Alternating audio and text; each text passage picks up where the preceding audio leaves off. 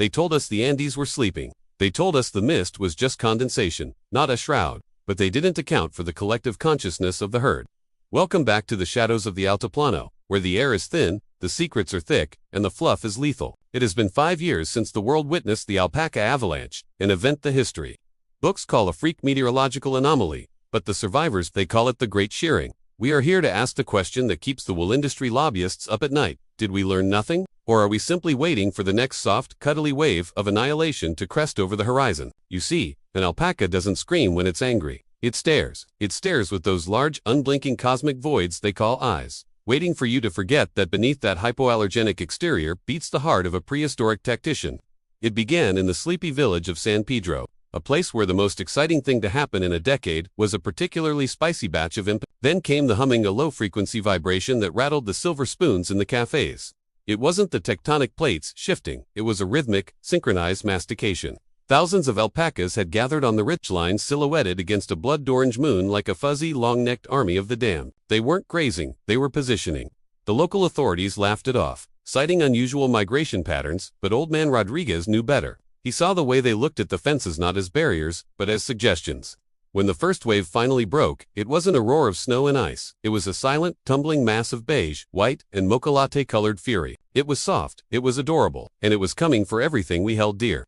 The aftermath was a landscape draped in a terrifying, artisanal serenity.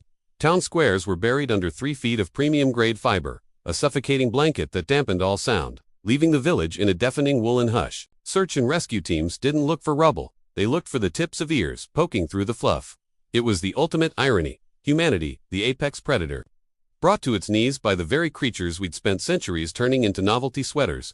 The humor of the situation wasn't lost on the survivors, even as they dug their cars out of what appeared to be a giant's knitting basket. At least, one local was quoted saying, while wiping spit from his goggles, "We'll be warm while we starve." But the mystery deepened when the investigators arrived. There were no tracks leading away from the village, no trail of hooves in the mud. It was as if the herd had simply evaporated back into the mist, leaving behind nothing but a faint smell of wet grass and a lingering sense of cosmic judgment. Today, the fences have been reinforced with steel, and the grazing permits are monitored by satellites.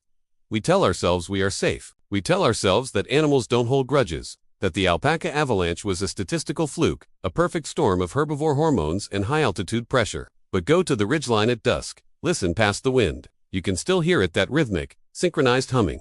It's a sound that says the debt hasn't been paid in full. We continue to export the wool, to wear the scarves, to tuck our children under the very fibers that once tried to erase a zip code.